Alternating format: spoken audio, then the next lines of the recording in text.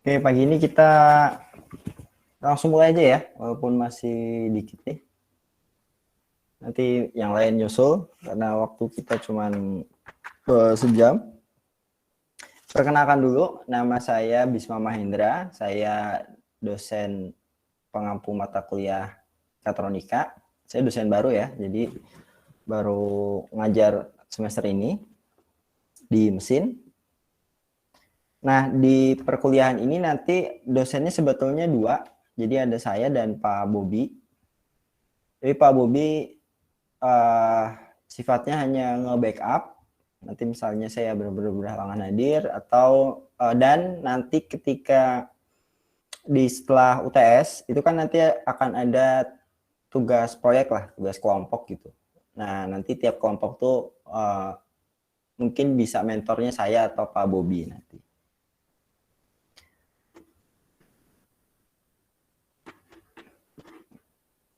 Oke, kita langsung kita bahas RPS-nya dulu ya.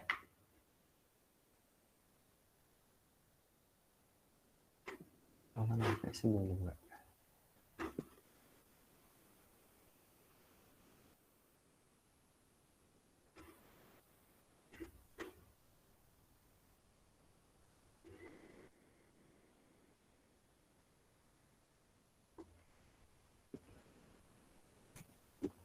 Nah, ini RPS-nya kita 2 SKS. Kemudian materinya nanti ada pengantar mekatronika, sistem elektronika analog, digital, mikroprosesor, sensor, dan aktuator. Kemudian pengendalian sistem berbasis mikrocontroller. Nah, terakhir nanti perancangan sistem mekatronika. Ini durasinya 5 pertemuan. Tugasnya tugas kelompok. Nanti kalian bikin alat ya, alat dengan prinsip mekatronika. Untuk buku referensinya ada banyak, kalian bisa pilih. Tapi yang utama yang saya pakai untuk perkuliahan itu ini, yang Introduction to Mechatronic and Measurement System dari Alciatore. Yang lain suplementary aja, karena kalau yang lain tuh jauh lebih detail sebetulnya. Tapi karena kita cuma 2 SKS, kita pakai yang referensi satu aja. Kemudian nanti banyak tugasnya akan saya unggah di sini, elearning.unsika.ac.id. Kalian sudah punya akunnya belum? Akun kampus sudah, Pak? Bukan e-kampus ini. Kalau e-kampus kan e-kampus.ac.id ya. .unsika.ac. Iya, Ini Pak.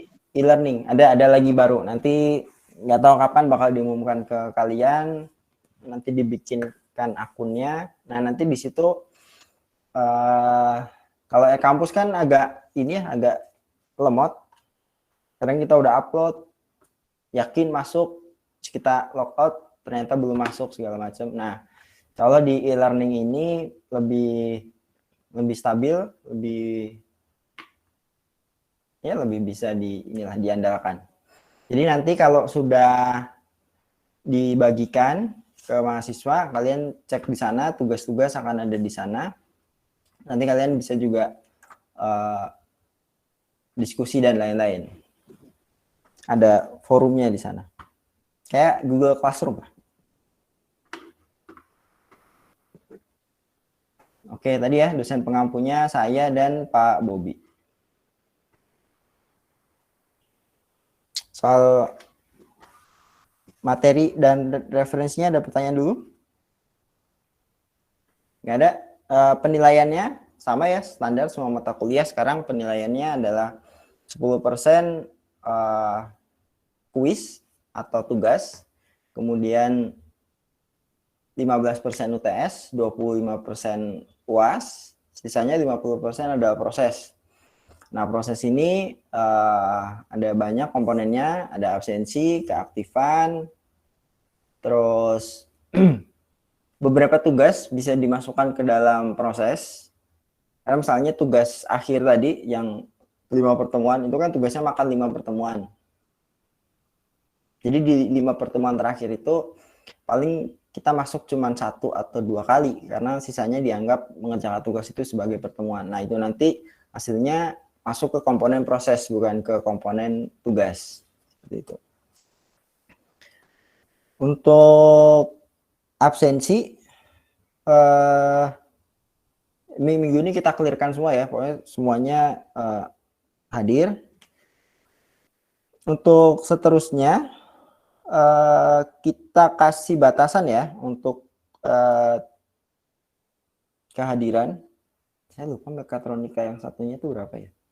Kayaknya 3 pertemuan ya.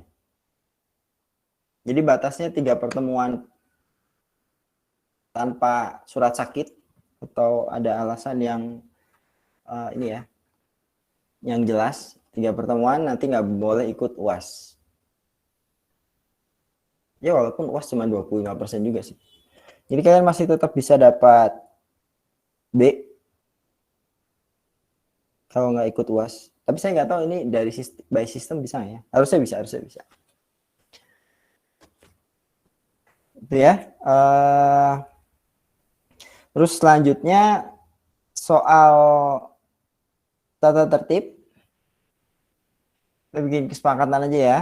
Tata tertib ini kalau misalnya saya suruh kalian sepanjang perkuliahan on cam, kira-kira keberatan nggak? Ya.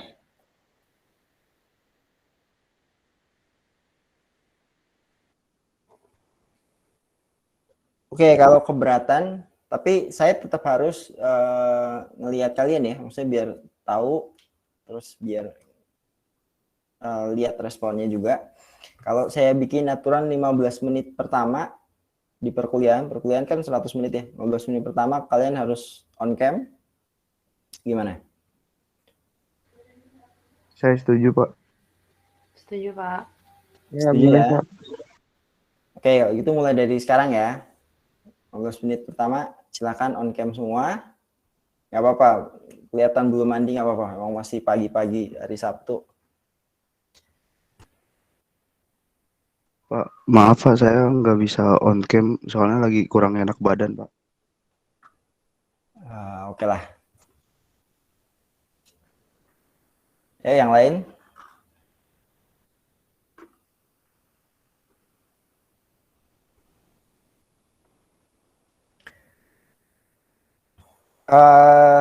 Kalau mulai minggu depan, karena ini weekend ya, kalau weekend pakaiannya bebas lah, nggak apa-apa.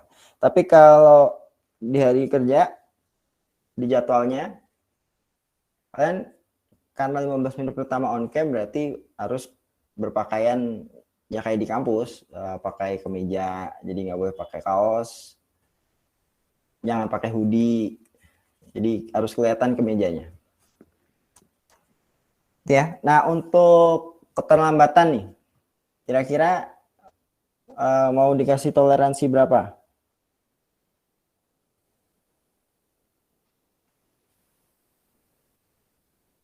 Izin jawab, Pak. Ya. Untuk toleransi keterlambatan mungkin 25 menit, Pak. Ya kelamaan dong. Kuliah kita kan cuma 100 menit. Kalau 25 menit itu udah hampir setengahnya. Oke, baik, Pak. Perempatnya Kalau sih. gitu, bagaimana kalau 15 menit saja, Pak? 15 menit gimana? Yang lain setuju? Setuju, Pak. Boleh, Pak. Yang mau mengusulkan 5 menit aja?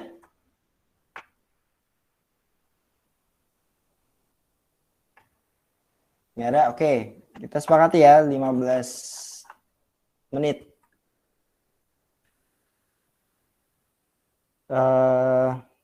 Oke, berarti kita udah sepakat bahwa on cam 15 menit pertama. Bentar. Kalau on cam-nya 15 menit pertama terus keterlambatannya 15 menit, nggak ada yang nggak akan on cam dong. Jadi either pilihannya on cam-nya diperpanjang 25 menit atau keterlambatannya diperpendek jadi 10 menit. Pilih mana?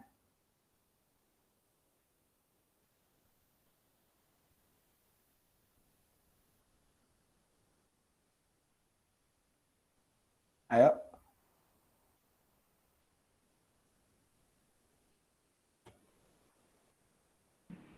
Pak, izin berpendapat lebih baik on cam-nya Pak. Karena kalau misalnya keterlambatan itu terkadang jaringan di setiap orang kan beda-beda Pak.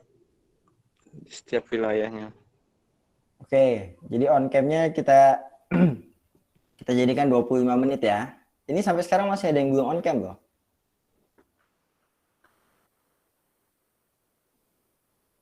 Pak, izin bertanya.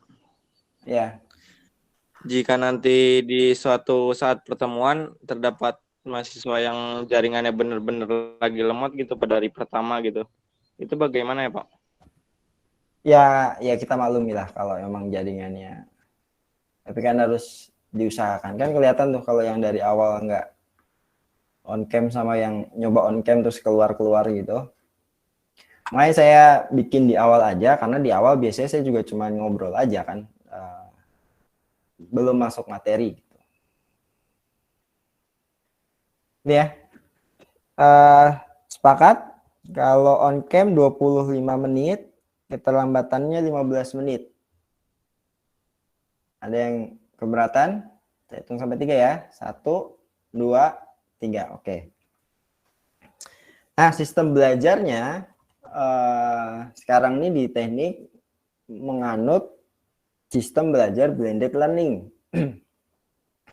Kayaknya sebetulnya secara real sih udah diterapkan ya, cuman baru semester ini diformalkan gitu. Jadi blended learning itu maksudnya ada pembelajaran sinkronus, baik itu online maupun offline. Kayak sekarang kan sinkronus nih, kita sama-sama tatap muka di saat yang bersamaan secara online. Nah, nanti ada juga pertemuan asinkronus. Pertemuan asinkronus ini memanfaatkan LMS tadi, website elearning.unsika.ac.id. Jadi di situ nanti ada serangkaian tugas. Tugas itu berupa kayak nonton video, terus nanti kuis, terus nanti ada forum segala macam gitu. Yang dalam rangkaiannya itu dianggap sebagai satu pertemuan. Jadi nanti ada beberapa pertemuan yang kita nggak tatap muka, tapi kalian ke LMS untuk ngerjain tugas-tugas itu, dikerjakan selama 1 minggu. Jadi lebih fleksibel lah buat kalian dan buat saya tentunya. Ya, nah nanti kita akan coba asinkronus itu di pertemuan ketiga. Jadi pertemuan kedua nanti masih online. Pertemuan ketiga kita coba asinkronus.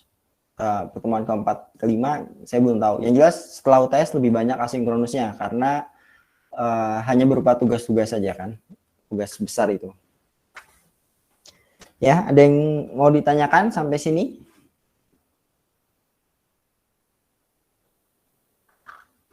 Belum ada, Pak.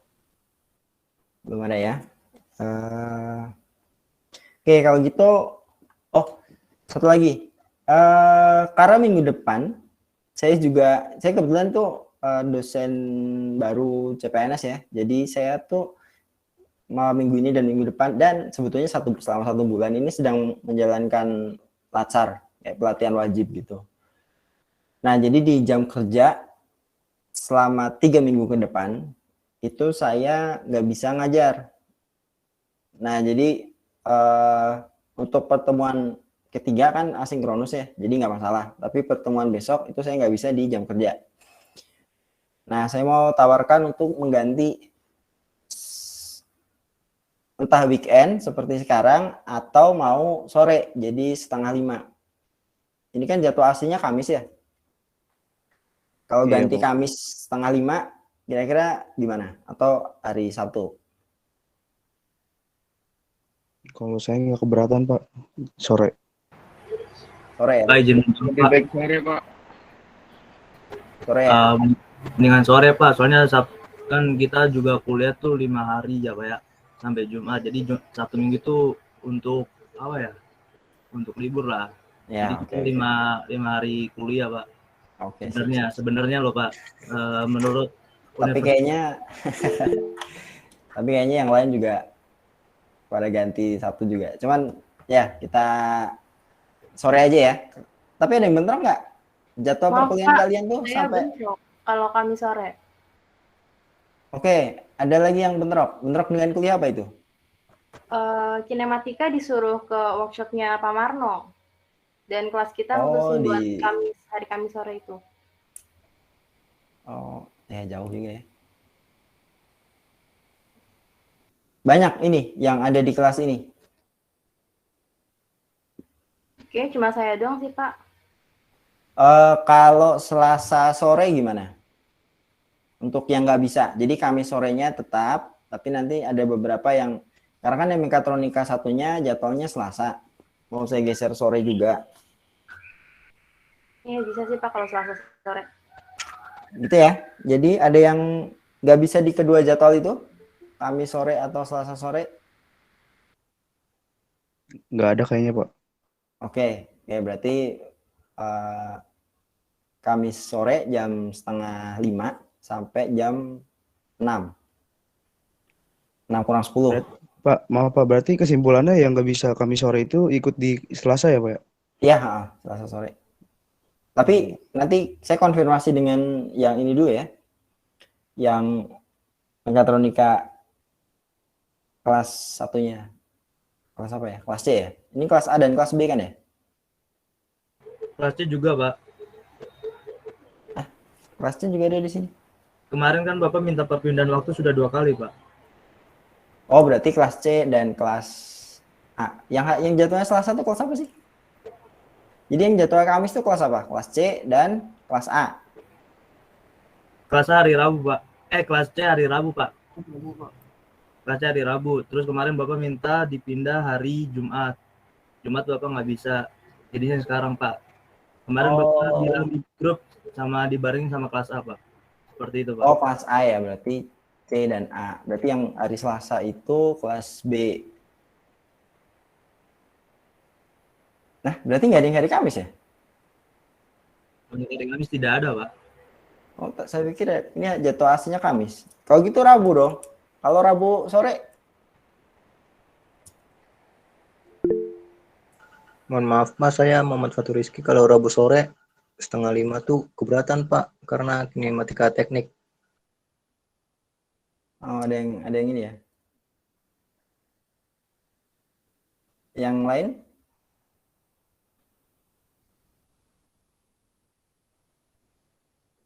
Kalau saya sih nggak masalah Pak. Kelas A soalnya terakhir itu emang mata kuliah mekatronika. Jadi bisa Pak kalau Rabu sore. Oke. Untuk kelas C tidak masalah, Pak. Itu perpindahan jam saja. Kalau ke sore.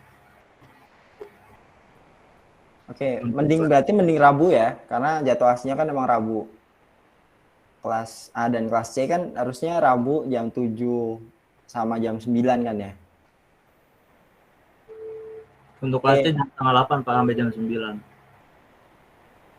Iya benar.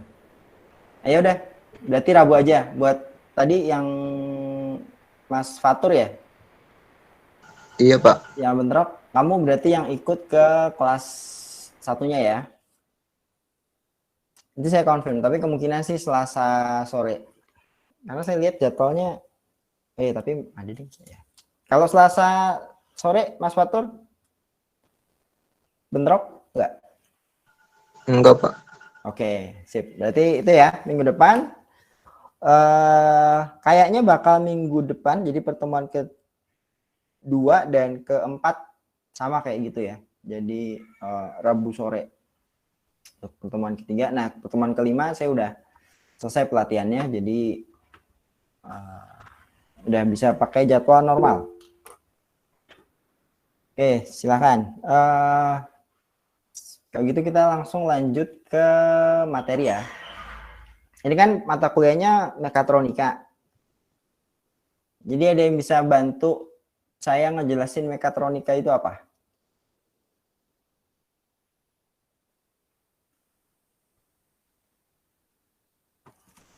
Ini ada yang mau ini, Mbak Nur Hasyana?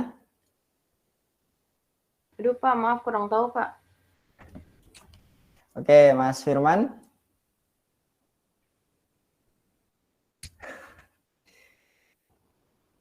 Mas Fahri. Coba aja, nggak apa-apa, salah juga. Ya Pak, kalau dari Google ya Pak, ini adalah teknologi atau rekayasa yang menggabungkan teknologi tentang mesin, elektronika, dan informatika untuk merancang, memproduksi, mengoperasikan, dan memelihara sistem untuk mencapai tujuan yang diamanatkan. Oke, coba kamu close dulu Google-nya, kamu close dulu. Iya, Pak. Kamu kan udah baca tadi tuh yang dari Iya. Google.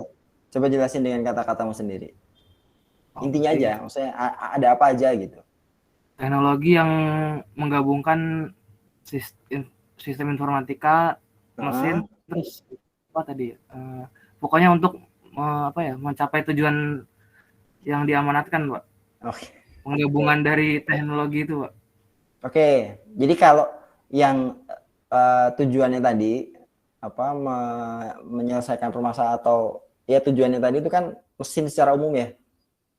Yang beda dari mekatronika dengan mesin definisi. Maksudnya yang khusus dari mekatronika itu tadi salah satunya sistem informatika, tapi ada komponen lain sebetulnya. Kalau dari namanya deh.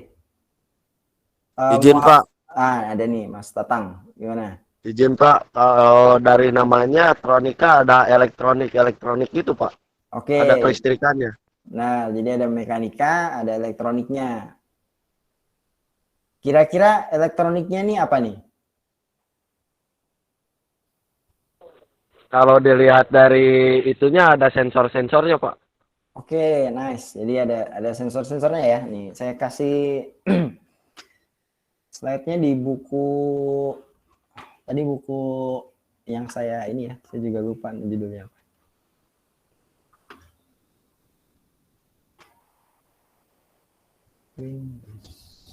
Nah, ini elektronika.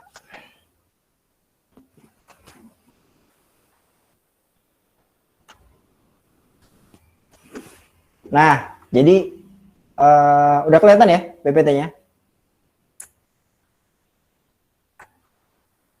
Sudah Pak. Nggak usah saya slideshow gitu maksudnya. Jadi ini cover-covernya buku tadi, buku referensi pertamanya. Jadi dalam mekatronika itu sistemnya kayak gini nih. Jadi ada sensor, aktuator itu apa sih?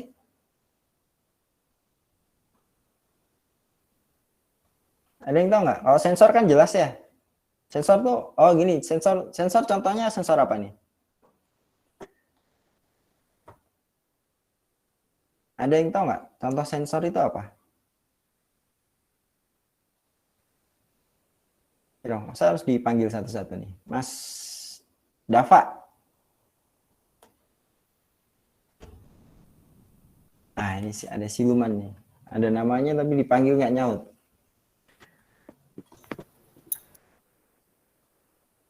Mas Edgar. Belum tahu Pak, maaf Pak. Sensor. Masa nggak ada satu pun contoh sensor? Nggak, bukan aktuator tadi, sensor aja. Mohon maaf Pak. Izin Pak. Ya, Muhammad siapa tuh? Pak. Seperti sensor kedekatan, sensor jarak gitu bukan Pak? Oke, sensor jarak. Ini bisa lah, tapi teknologinya bukan sensor jarak namanya, sensor inframerah biasanya pakai untuk sensor jarak. Yang lain? Satu lagi lah. Contoh sensor. Izin menjawab Pak. Ya. Sensor kecepatan atau akselerometer. Oke, itu juga sensor. Benar. Jadi sensor itu yang merubah. Jadi definisi sensor, tapi nanti kita di pertemuan keempat akan lebih jelas. Jadi sensor itu pokoknya merubah besaran fisika atau fenomena fisis gitu. Jadi sebuah data, sebuah angka atau sebuah sinyal. Nah, ini kan ujung-ujungnya. Jadi kalau dilihat di bagiannya sensor, itu terus ketemu input, signal, conditioning, dan interfacing. Ini ada yang bisa menerjemahkan ini apa?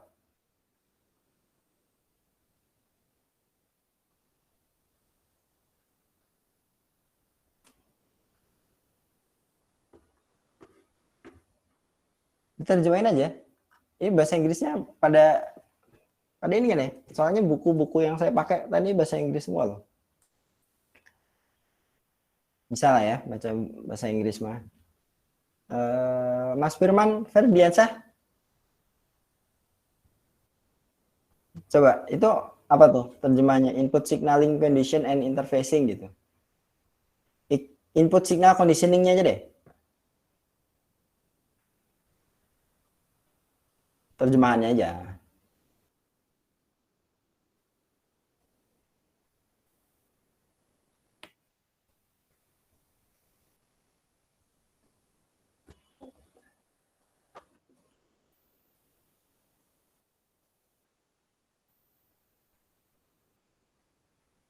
Input kan input aja nih. Sinyal tuh ya sinyal aja. Tadi kan saya udah Pak, jelaskan. izin jawab Pak. Oke. Yaitu kayak pengkondisian sinyal input dan antarmuka gitu Pak. Oke. Bisa kasih contoh nggak? Kalau contohnya belum bisa ngasih Pak. Oke, jadi contohnya, jadi kan kita dari sensor tuh ada pembacaan gitu ya. Nah, kadang tuh sensor kayak mikrofon kita aja lah. Mikrofon ini kan sebenarnya sensor ya, sensor suara. Hasil pembacaannya kadang kan kresek-kresek gitu. Nah, atau kadang kurang keras. Makanya perlu ada namanya filter. Nah, conditioning itu si filter tadi. Jadi ada low band filter, high pass filter, low pass filter, high pass filter. Nah, kalau yang sinyalnya terlalu kecil, perlu conditioning berupa amplifier. Jadi ini komponen elektroniknya ya. Nah, kemudian setelah sinyalnya udah cukup bagus, jadi udah difilter, sudah di amplify supaya cukup besar, kemudian masuk ke yang selanjutnya yaitu digital control arsitektur. Nah, ini aku tunjuk aja deh. Syahrul Maulana. Oh, ini Pak artinya arsitek kontrol digital bukan Pak? Iya benar. Tapi tugasnya ngapain tuh si arsitek nih? Oh, untuk tugasnya belum tahu Pak. Oke. Jadi tugasnya digital control arsitek ini, arsitektur ya, bukan arsitek ya, arsitekturnya. Jadi kayak kenapa dibilang arsitektur? Karena sebetulnya kayak dia apa ya? Sirkuit-sirkuit. Jadi sebetulnya ini nih IC, integrated circuit gitu. Jadi si data-data tadi itu mau diapakan? Keluarannya jadi dua, output sinyal atau user interface. Atau maksudnya user interface ini apa ya? Ada yang bisa jelasin user interface? Safwan Fauzan?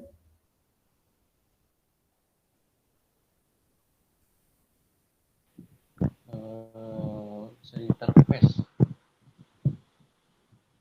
UI kan sering banget nih. UI UX itu apa?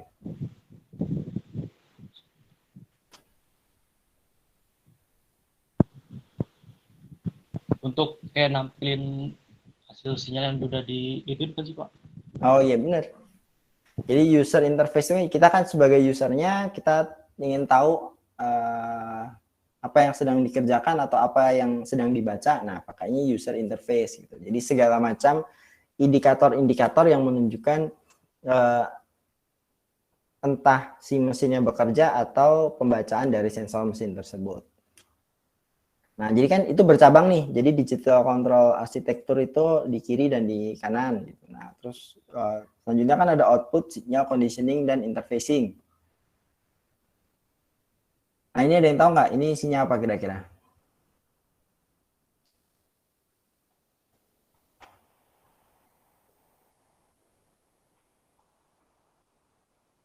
Nah, isinya sama ya kira-kira. Ini juga.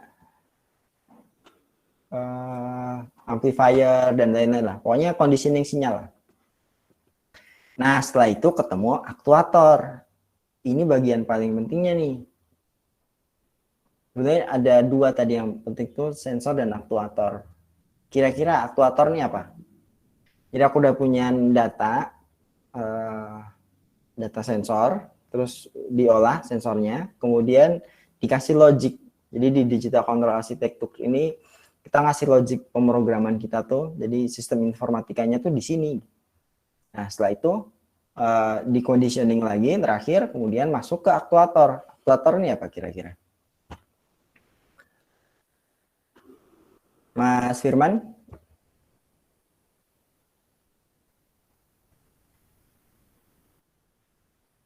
Ya. Kalau output itu keluarnya cuma dari digital control tadi ke output signaling, bukan. Aktuator ini apa kira-kira? Tadi kan ingat nih, ini sistem mekatronika. Kita kan bahas sistem mekatronika. Tadi kan Mas Safwan tadi udah ini tuh ada mekanika dan elektronika gitu. Jadi sebuah mesin yang terdiri dari sistem informatika dan mekanik, kemudian tujuannya untuk menjalankan sebuah fungsi tertentu. Nah, berarti kira-kira yang belum ada dari yang sudah kita jelaskan tadi itu komponen apanya nih? Pak. Gimana? Penggerak. Nah, jadi aktuator itu nggak harus penggerak, tapi salah satunya penggerak. Aktuator itu yang menjalankan si kerjanya. Nah, kalau masih bingung, saya kasih contoh. Maaf Pak, jadi aktuator itu kayak alat kontrol gitu bukan sih Pak? Bukan. Aktuator itu yang melakukan yang dikontrol.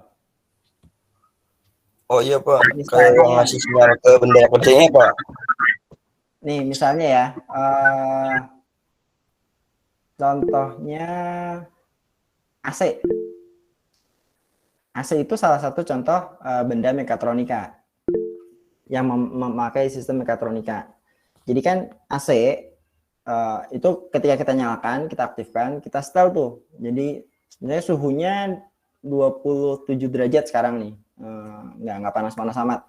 Terus tapi kita pengen jadi 18 derajat Celcius, ya kan? Kita nyalakan si AC-nya, kita setel 18 derajat Celcius. Terus aktuatornya adalah kipas, blower dari sistem AC. Ya keseluruhan sih, blower, sistem pendingin gitu. Jadi mereka bekerja itu sebagai aktuator untuk mendinginkan ruangan. Terus di remote kita atau di AC, saya nggak tahu sensornya di mana ya. Pokoknya ada sensor yang ngebaca, oh ini masih 26, katakanlah. Setelah 1 menit 10 detik didinginkan, masih 26. Masuk ke sensor. Sensornya kondisi sinyalnya dikondisikan, misalnya pembacaannya, terus masuk ke digital kontrol arsitektur yang berupa logic. Jadi misalnya oh masih 26, berarti blowernya harus tetap bertiup. Terus dia masuk ke output sinyal conditioning, dikirimkan ke aktuator si blower tadi. Katakanlah blowernya aja ya. Misalnya kita anggap kerjanya AC itu kita sederhanakan jadi blower aja. Nah, dia kirim sinyal ke aktuator, perintah bahwa oh tetap berjalan karena suhunya belum tercapai. Jadi blowernya tetap berputar gitu. Nah, 10 detik kemudian, tergantung sama delay-nya tadi, mau berapa detik pembacaannya, dibaca lagi sensornya. Oh, sekarang sudah 20 derajat Celcius. Udah makin dekat dong dengan suhu yang ditarget. Tadi kan mau pengennya 18 derajat Celcius. Sinyalnya dibaca, kemudian digital control arsitekturnya ini kalau yang canggih, harusnya kalau AC udah canggih ya, jadi pakai PID. Kalian cari PID itu apa nanti, tapi kita belajar PID. Oh sudah semakin dekat, jadi supaya nggak kebablasan jadi 16 derajat, dia tetap menyalakan blower, tapi blowernya kecepatannya diperkecil. Nah nanti terus aktuator jadi bikin perintah diolah oleh outputnya ngasih berupa berapa besar tegangan yang diberikan untuk menggerakkan blowernya menurun kecepatannya, terus 10 detik kemudian dibaca lagi oleh sensor, oh sudah 18. Sama digital control arsitekturnya udah 18 nih, berarti blowernya harusnya bisa mati. Ya udah, akhirnya dimatikan, terus sinyalnya hilang, aktuatornya, blowernya berhenti, dibaca lagi oleh sensornya. Nah, nanti beberapa detik kemudian, karena lama-lama akan naik lagi, digital control arsitekturnya memerintahkan untuk udah naik lagi nih, berarti blowernya harus dinyalakan lagi. Nah itu, jadi ininya adalah loop gitu cara kerjanya, ngeloop terus. Nah, user interface-nya itu adalah salah satunya yang ada di remote kita. Itu ya, kira-kira paham ya cara kerja mekatronika.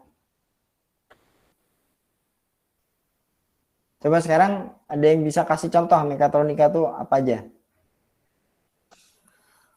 Pak, izin kayak pintu otomatis bukan Pak? Yang seperti di mall-mall atau di rumah sakit gitu Pak? Oke, pintu otomatis. Bisa diuraikan nggak? Kayak saya tadi kan saya uraikan tuh, bagian mana yang si aktuator, bagian mana si sensornya gitu. Terus sensornya tuh ngebaca apa. Kalau di pintu otomatis tuh gimana komponennya? Kayak dari pintunya itu ada sensor beberapa jarak gitu Pak. Ya. Nah nanti dari sensor itu memerintahkan pintu untuk membuka itu Pak. Membuka pintunya gitu. Oke. Berarti kan tadi sensornya sensor jarak. Iya Pak, sensor jarak. Apa tadi? Salah satu sensor jarak yang paling sering digunakan tadi yang udah pernah saya sebut tadi. Sensor apa?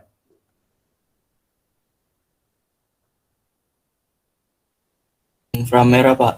Oke. Jadi sensor inframerah. Nah, kira-kira input conditioningnya apa nih?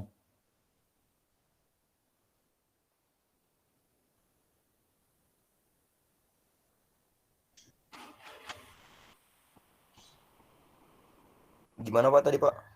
Input conditioning. Jadi kan jadi kita nyoba menguraikan sistem mekatronika tadi itu, karena sistem mekatronika artinya harus punya semua komponen ini kan. Sensornya udah jelas tadi, sensor jarak, oke, masuk akal. Nah, kira-kira input conditioning tadi udah paham kan ya? Jadi ada amplifier, ada low pass, jadi ada filter-filter gitu. Kira-kira untuk sistem pintu otomatis, filternya apa? Apa yang perlu difilter aja deh, jangan spesifik, nggak perlu spesifik apanya gitu. Yang kalau tidak difilter itu akan mengganggu kerja dari pintu otomatis. Suhu ya Pak? Suhunya Kecepatan Pak, kecepatan buka atau tutup pintunya Pak. Maksudnya gimana tuh, yang kecepatan?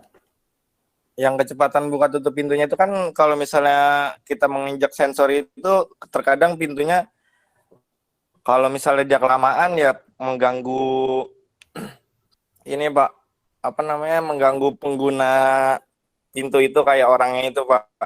Tapi kalau misalnya dia kecepatan takutnya kaca dari pintunya itu malah hancur atau gimana Pak? Oke, itu masuknya bukan di input signal conditioning, itu mah nanti di aktuator, kontrolnya bisa di output signal. Jadi belum sampai itu. Jadi kita belum menggerakkan si ini, kita baru ngebaca nih. Jadi kita punya sensor inframerah, kita tembakan ke suatu wilayah tertentu. Kira-kira apa yang perlu difilter dari itu? Apa yang misalnya kalau nggak kita filter, si sensornya tidak si aktuator atau pintunya itu tidak berfungsi dengan baik gitu. Misalnya dikit-dikit ngebuka atau udah ada orang juga nggak ngebuka-buka gitu. Izin menjawab Pak.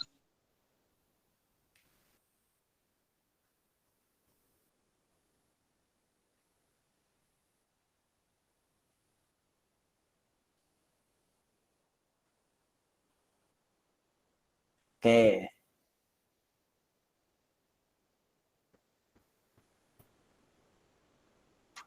Ya. Oke. Nah, bener nih, bagus nih. Jadi karena kan kalau hewan-hewan bisa masuk ke mall gitu kan itu safety apa? Healthy hazard juga ya. Jadi nah dibikin ada ketinggian tertentu yang dibaca supaya si pintunya ada syarat ketinggian tertentu supaya pintunya bisa terbuka. Ada lagi nggak? Saya kepikiran satu lagi nih. Izin jawab Pak. Nah, Kalau sensor panas tubuh gimana Pak?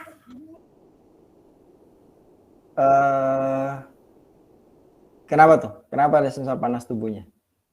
Kan bentar Pak.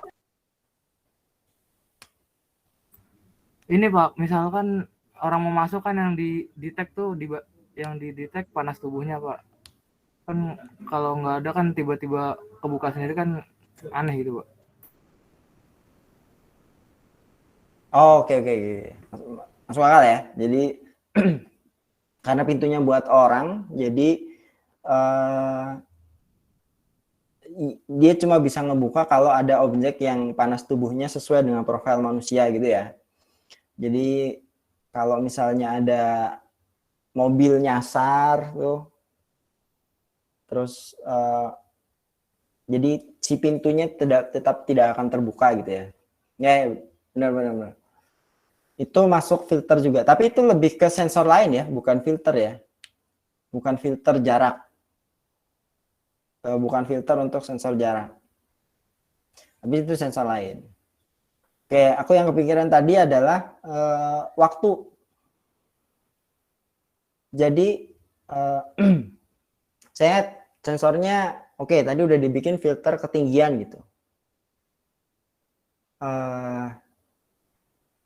Tapi kalau misalnya kadang-kadang sensor itu ngebaca, misalnya ada burung lewat, itu kan ketinggiannya cukup tinggi untuk setinggi manusia ya. Tapi dibikin sensor waktu, jadi dikasih pembacanya dikasih delay. Kalau misalnya objek itu ada di sana selama katakanlah berapa detik gitu, baru dia ngebuka. Karena kan kalau ada kelelawar atau burung terbang di depan sensornya terus kebaca terus nanti ngebuka, nanti tutup lagi terus burungnya lewat lagi ngebuka lagi. Nah itu kan jadi ini ya, jadi boros juga lah ininya. Oke, sekarang kalau digital control arsitekturnya nggak usah di ini lah ya, itu nanti pemrogramannya bagaimana memasukkan logiknya segala macam. Nah kalau aktuatornya kira-kira apa tuh di pintu itu ya? Oke, benar, jadi motor ya, benar ya. Ada lagi nggak contoh?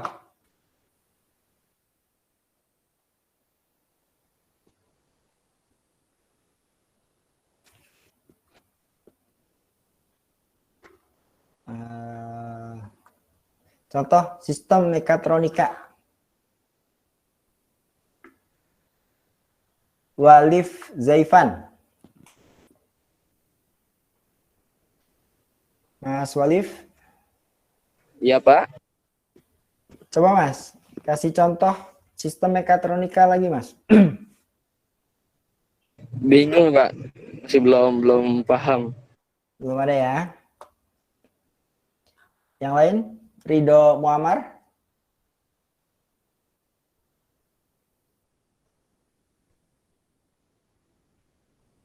Mas Ridho Muammar? Nah, ini siluman juga nih. Satrio Adi Nugroho?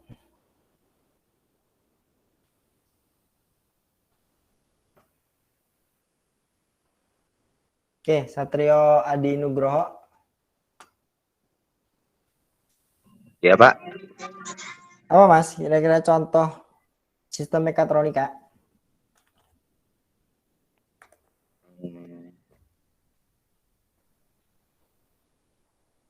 Oh, Pak, coba ya. Nanti kita bedah bareng-bareng apakah dia benar sistem mekatronika apa bukan.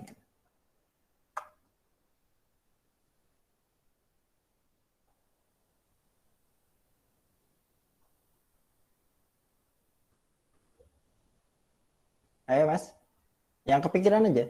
Misalnya apa mesin, kan kuncinya gampang ya. Paling gampang tuh mekatronika, ada elektronikanya. Ya kita coba aja alat elektronik apa gitu. Contohnya pada kendaraan bermotor, Pak, sistem rem ABS, anti-lock braking system. Oke, coba kita ini. Coba dibedah Mas Satrio. Sistem pengereman. Oke, ya kan sistem pengereman. Coba kamu bedah, misalnya si sensornya mana, terus nanti aktuatornya mana. Dua itu dulu deh. Kalau yang signal condition kita cek dulu cara kerjanya. Sensornya apa tuh? Sensornya ya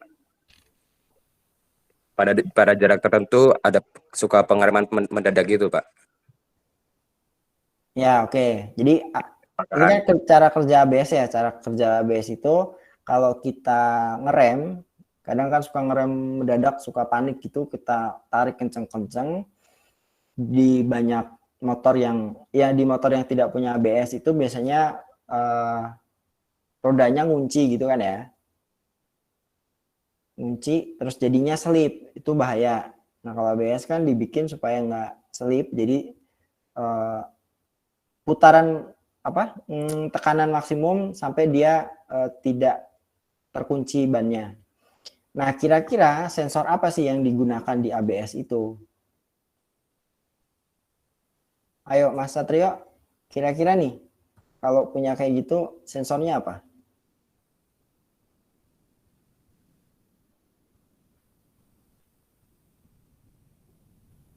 Atau yang lain? Bisa bantu Mas Satrio? Temperatur. Kenapa tuh temperatur?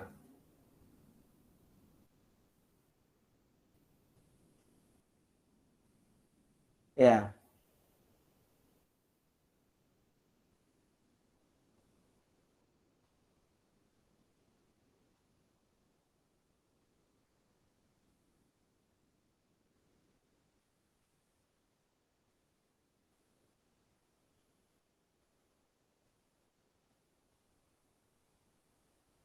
Oke.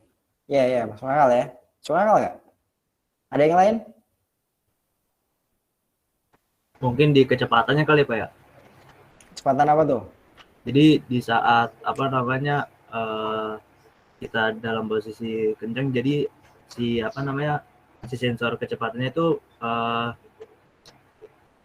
menghitung jumlah putaran gitu loh Pak. Jadi di saat misalkan berapa kilo kita pengereman, jadi dia nggak langsung mengunci Pak. Jadi kayak di drive sub crossingnya gitu Pak. Kalau nggak di knuckle-nya. Jadi pas dia saat mau ngerem, jadi dia nggak terjadi lock, jadi nggak terkunci banget. Jadi kayak masih ada keseimbangan gitu sih, bukan sih Pak? Oke. Saya juga nggak tahu sih sebenarnya ABS ini. Ada yang punya pendapat lain? Jadi maksudnya kecepatan tuh kecepatan motor ya. Kecepatan motornya berapa? Misalnya lagi jalan 60 berarti tekanan rem maksimal yang diberikan sekian gitu supaya nggak kelok. Gitu bukan? Nah iya Pak, seperti itu Pak. Bisa jadi. Oke. Yang lain? Ada yang punya ide lain? Ya, kita sama-sama nggak tahu juga sih ABS. Jadi kita brainstorming aja kira-kira tuh kalau kita mendesain ABS tuh sensor apa yang kita pakai lah. Kita beralih ke situ lah. Karena kita juga nggak punya data sheet-nya. Izin jawab Pak. Ya. Mungkin di speed sensor yang ada di roda Pak. Speed sensor di roda. Iya. Setahu Gimana saya sih tuh? gitu Pak. Jadi di roda itu nanti ada plat, terus ada sensor Pak. Jadi ngebaca kalau rodanya itu terkunci atau tidak. Oke.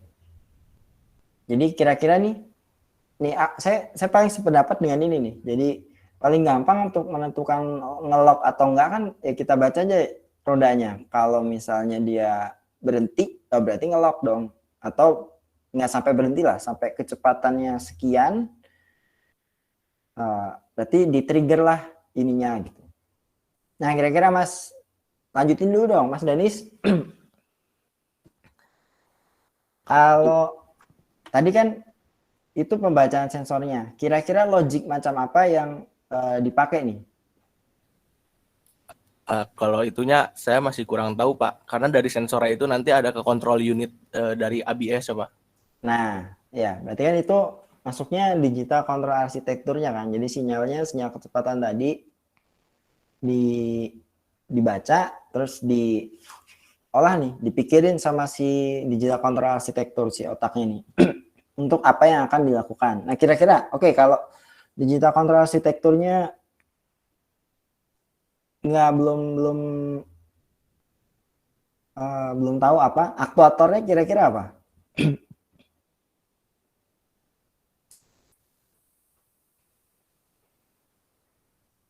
Izin jawab Pak, kalau piston remnya bukan Pak? Yang habis kena sensornya itu pistonnya jadi agak di tekanannya jadi digedein gitu Pak. Oke. Di pistonnya. Udah bener ya, tapi kayaknya kebalik deh. Karena kalau tujuannya kan supaya nggak kekunci. Kalau misalnya pas kebaca, oh udah pelan banget nih. Kalau digedein tekanannya makin kunci dong. Berarti harusnya kalau udah hampir berhenti, udah hampir ke lock, maka tekanannya agak dirilis sedikit supaya rodanya bisa berputar dengan kecepatan yang sangat rendah. Kira-kira gitu ya. Pak, kalau hidrolik unitnya itu bagaimana? Gimana? Tadi ada yang nanya. Ya, kalau hidroliknya tuh termasuk nggak sih Pak di itunya, di akuatornya? Hidroliknya si Iya, rem jadi kan? ya jadi si apa kan di ABS itu kan kayak ada pompa sama kontrolernya tuh Pak. Jadi dia tuh fungsinya tuh kayak mengambil data gitu loh Pak, data kondisi kendaraan gitu. Ya. Itu termasuk nggak sih Pak kalau di hidrolik unitnya? Bisa. Jadi aktuator itu sebetulnya sih aktuator itu immediate, tapi enggak juga sih. Pokoknya seperangkat mesin mekanikal ataupun ya mekanikal sih biasanya yang dikontrol oleh DCA. Jadi sebetulnya sistem pengereman, bukan sistem pengeremannya ya. Pokoknya apapun mekanikal yang akhirnya berujung pada pengereman tadi itu sebagai aktuatornya. Karena saya sebenarnya juga nggak tahu rem itu komponennya apa aja ya. Jadi mungkin di hidroliknya, mungkin di ini. Tapi intinya adalah luaran dari si DCA, kemudian output sinyal conditioning dan interfacing. Nah setelah itu semuanya itu adalah bagian dari aktuator. Itu.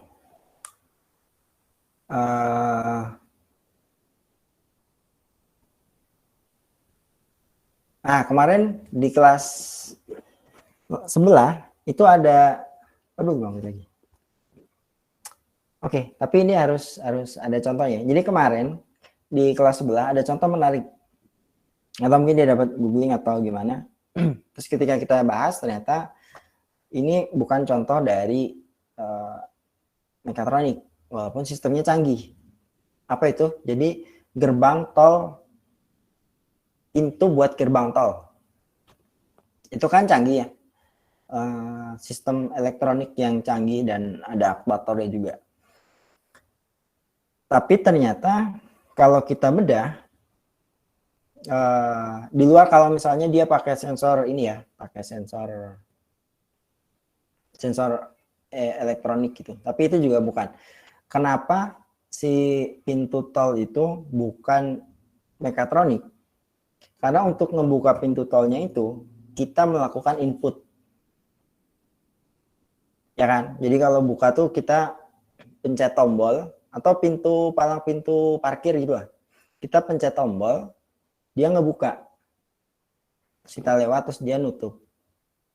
Buka tutupnya pakai timer aja kan.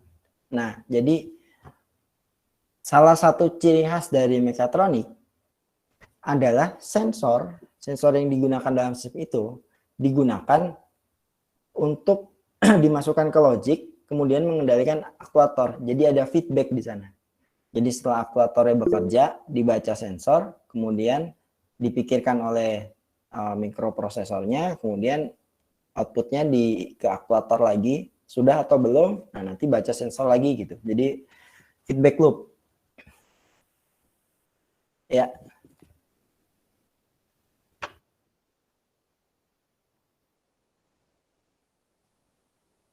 Enggak termasuk. Pokoknya kalau cuman dia, itu apalagi, karena ya nggak sih sama aja. Karena kita harus ngasih input terus-terusan untuk dia ngebuka. Ya kan? Kecuali nggak ada inputnya, nggak ada human kontrolnya di situ, dia bisa tetap bekerja gitu. Jadi itu sistem kontrol aja, bukan mekatronik. Oke ya. Ini karena waktunya udah habis, tinggal 2 menit lagi. Saya mau kasih tugas. Jadi kalian cari contoh-contoh sistem mekatronik individu ya. Contoh-contoh sistem mekatronik. Kemudian kalian bedah. Nah kalau tadi kan karena kita nggak pegang datasheet, nggak sempat googling, kita cuma ngira-ngira sensor dan aktuatornya aja. Ya maksudnya kita cuma tahu sensor dan aktuator, sisanya kita kira-kira. Nah, nanti tugasnya harus benar-benar si mesin itu atau alat itu kita bedah. Sensornya apa, input signalingnya apa, digital controlnya apa. Nah, sebetulnya di next slide tuh ada ininya nih. Ada, nanti kalian cari di buku yang saya tunjukkan tadi ya. Itu ada contoh-contohnya. Nah, kalian definisikan gitu. Jadi dia masuk amplifier, pakainya amplifier atau apa gitu. Oke gitu, kalau aku kasih 5, kebanyakan nggak? 5 sistem. Ini tugas individu. Nggak ya, 5 cukup ya. Nanti tugasnya dikumpul minggu depan. Ya. Izin boleh 3 aja nggak Pak? Oke deh, 3. Tapi harus detail ya. Iya Pak. Sensornya, terus pertama cara kerja dulu, terus kalian uraikan sensornya itu ngapain aja, bla bla bla gitu. Jadi jangan cuma di list doang. 3 dikumpulkan sebelum pertemuan berikutnya. Nanti saya cek di grup ya kalau kalian udah bisa pakai LMS. Nanti kalau bisa dikumpulkan lewat LMS. Baik, Oke. Pak. Kalau gitu saya akhiri pertemuan kali ini. Terima kasih waktunya. Assalamualaikum warahmatullahi wabarakatuh. Waalaikumsalam warahmatullahi wabarakatuh. Terima kasih Pak. Terima kasih, Pak.